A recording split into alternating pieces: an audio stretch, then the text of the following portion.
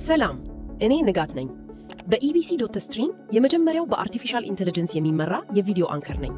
ዛሬ ይዤላችሁ የቀረብኩት ስለ ሀገራችን የወደፊት ዕጣ ፈንታ የሚወሰንበትን ታላቅ ሚስጥር ነው። እሱ ስለ ዳታ ነው። ዛሬ የምንገኘው በሰው ልጅ ታሪክ ትልቁ የኃይል ሽግግር ላይ ነው። ድሮ የአንድ ሀገር ጥንካሬ የሚለካው በይዞታዋ ስፋት ወይም በሰራዊቷ ብዛት ነበረ።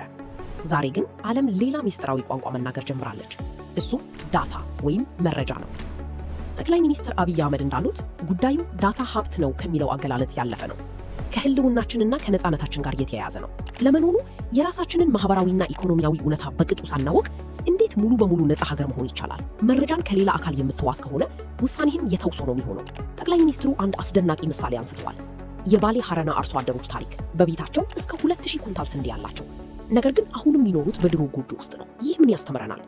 በቁጥር ደረጃ ማምረት ብቻውን በቂ አይደለም። ምርቱ የኑሮ ጥራትን ካልቀየረ ትርጉም ያጣል። ዳታም እንዲሁ ነው።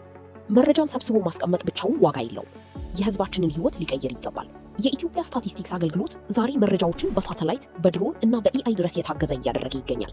ይህ ማለት የነገዋ ኢትዮጵያ የምትመራው በግምት ሳይሆን በማስረጃና በእውነተኛ እውቀት ላይ ተመስርቶ ነው። የመረጃ ባለቤት መሆን የነገው ታሪክን ጸሐፊ መሆን ነው። እናንተስ የዳታ ሉዓላዊነት ለሀገራችን እድገት ምን ያህል ወሳኝ ይመስላችኋል? ሐሳባችሁን ኮሜንት ላይ አስፍሩልን። ቪዲዮውን ላይክ እና ሼር ማድረጋችሁን አትርሱ። በሚቀጥለው ቪዲዮ እስከምንገናኝ ሰላም።